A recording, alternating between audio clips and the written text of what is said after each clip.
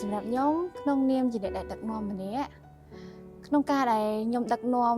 ថ្វាយបង្គំមកផងព្រះអង្គជាទូទៅមុនពេលដែលខ្ញុំធ្វើកិច្ចការនោះខ្ញុំតែងតែថ្វាយការងារនឹងទៅកាន់ព្រះអង្គ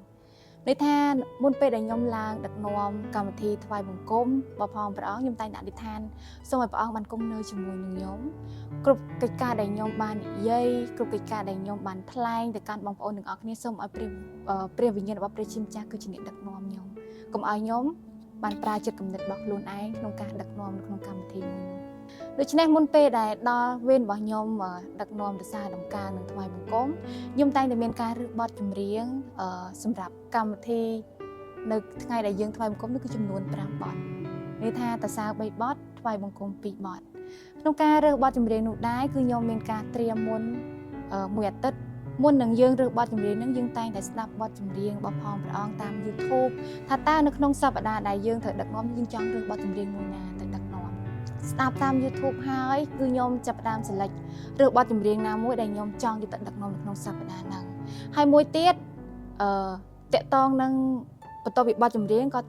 កតងនឹងព្រះបន្ទូលផងព្រះអង្គដែរគឺយើងតែងតែមានការសិក្សាព្រះបន្ទូលផងព្រះអង្គពេលដែលយើងអាននៅក្នុងព្រះបន្ទូលផងព្រះអង្គនៅក្នុងព្រះបន្ទូលណាដែលយើងបានអានទៅតកតងនឹងបទចម្រៀងរបស់យើងគឺខ្ញុំតែងតែរើស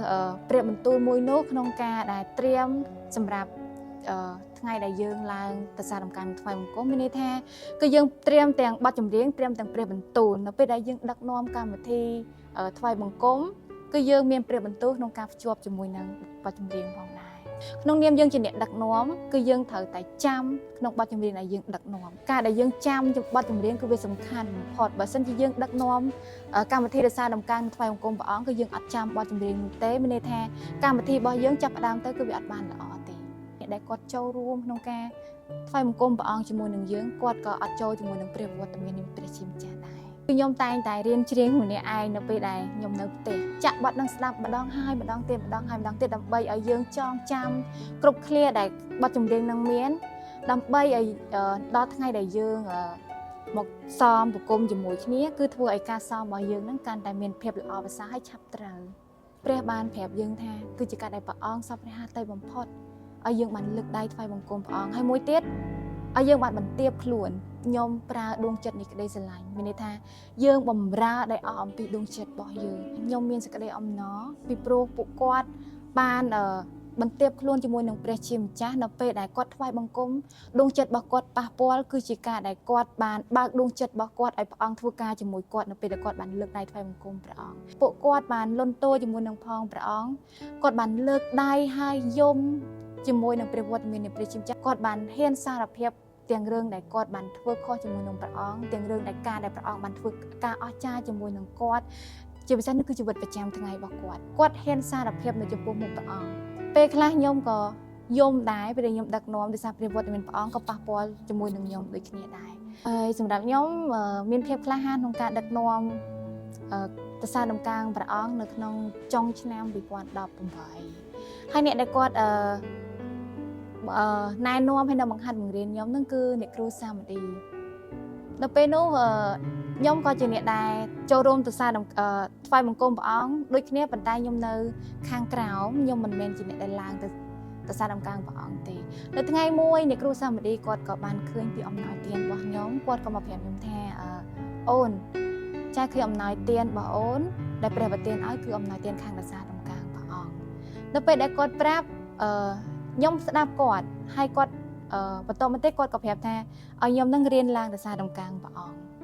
បន្តមកទៀតខ្ញុំក៏បានប្រកែកមួយគាត់ដែរខ្ញុំថាខ្ញុំអត់ហ៊ានទេខ្ញុំខ្លាចខ្ញុំធ្វើអត់កើតប៉ុន្តែគាត់ប្រាប់ខ្ញុំថាអូនចាជឿជាក់ថាអូនអាចធ្វើបានពីព្រោះចែបានឃើញអំណោយទានដែលព្រះអង្គបានដាក់ទៅកាន់អូនគឺជាអ្នកដែលអាចទៅសារដំណើរព្រះអង្គបាននៅពេលដែលខ្ញុំចាប់ផ្ដើមធ្វើគឺគាត់តែងតែបង្រៀនខ្ញុំរហូតមិនមែនថាឲ្យយើងឡើងទៅធ្វើឲ្យគាត់ទុកយើងចោលទេសម្រាប់ខ្ញុំបើសិនជាមានយុវជនមិនថាចំនួនហ្នឹងឬក៏ចំនួនក្រោយទេដែលគាត់មានដួងចិត្តក្នុងការចង់ជ្រៀងរសារដំណើរព្រះអង្គគឺខ្ញុំមានតែការគាំទ្រហើយនឹងលើកទឹកចិត្តគាត់ឲ្យគាត់បានធ្វើការងារមួយនោះបើសិនជាគាត់ស្រឡាញ់ពន្ធកិច្ចរបស់ផងព្រះអង្គទាំងអស់គឺយើងអាចបម្រើបានដូចគ្នាបើសិនជាអំណោយទានដែលព្រះប្រទានទៅកាន់មកកាន់គាត់មានន័យថាការងារមួយហ្នឹងទោះបីជាគាត់ធ្វើទៅហត់ក៏ដោយក៏គាត់អត់ធុញទ្រាន់ក្នុងការដែលធ្វើថ្វាយទៅកាន់ព្រះអង្គដែរ ទោះបីជាហត់ប៉ុន្តែគាត់នៅតែមានដួងចិត្តក្នុងការចង់ធ្វើឲ្យចង់បម្រើមួយទៀតគឺគាត់នៅតែមានដួងចិត្តសប្បាយរីករាយក្នុងការធ្វើថ្វាយទៅកាន់ព្រះអង្គថ្ងៃអនាគតគឺខ្ញុំចង់ក្លាយជាអ្នកដឹកនាំម្នាក់ដែលអាច